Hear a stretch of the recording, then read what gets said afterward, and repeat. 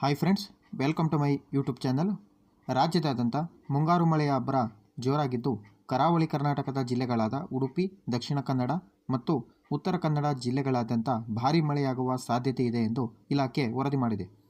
ಉತ್ತರ ಒಳನಾಡಿನ ಬೆಳಗಾವಿ, ವಿಜಯಪುರ, ಕೊಪ್ಪಳ, ಗದಗ್, ಹಾವೇರಿ, ಧಾರವಾಡ, ರಾಯಚೂರು, ಬಾಗಲಕೋಟೆ ಈ ಜಿಲ್ಲೆಗಳಾದ್ಯಂತ ಮಳೆಯಾಗುವ ಸಾಧ್ಯತೆ ಇದೆ ಎಂದು ಹವಾಮಾನ ಇಲಾಖೆ ವರದಿ ಮಾಡಿದೆ. ಬೆಂಗಳೂರು ಸುತ್ತಮುತ್ತ ಮೋಡ ಕವಿದ ವಾತಾವರಣ ಇರಲಿದ್ದು, ಮಳೆಯಾಗುವ ಸಾಧ್ಯತೆ ಇದೆ ಎಂದು ಇಲಾಖೆ ತಿಳಿಸಿದೆ. ದಕ್ಷಿಣ ಒಳನಾಡಿನ ಜಿಲ್ಲೆಗಳಾದ ಶಿವಮೊಗ್ಗ, ರಾಮನಗರ, ದಾವಣಗೆರೆ, ಕೊಡಗು, ಚಿಕ್ಕಮಗಳೂರು, ಮಂಡ್ಯ, ಮೈಸೂರು, ಕೋಲಾರ, ವಿಜಯನಗರ, ತುಮಕೂರು, ಚಿಕ್ಕಮಗಳೂರು, ಚಿತ್ರದುರ್ಗ, ಹಾಸನ ಈ ಜಿಲ್ಲೆಗಳ ಕೆಲವು ಕಡೆ ಮಳೆಯಾಗಲಿದೆ ಎಂದು ಇಲಾಖೆ ವರದಿ ಮಾಡಿದೆ.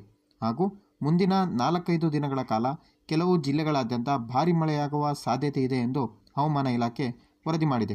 ಇನ್ನುಳಿದಂತೆ ಹೆಚ್ಚಿನ ಮಾಹಿತಿಗಾಗಿ ನಮ್ಮ ಚಾನಲನ್ನು ಸಬ್ಸ್ಕ್ರೈಬ್ ಆಗಿ, ಲೈಕ್ ಮಾಡಿ, ಶೇರ್ ಮಾಡಿ, ಕಮೆಂಟ್ ಮಾಡಿ ಸ್ನೇಹಿತರೆ. Thanks for watching.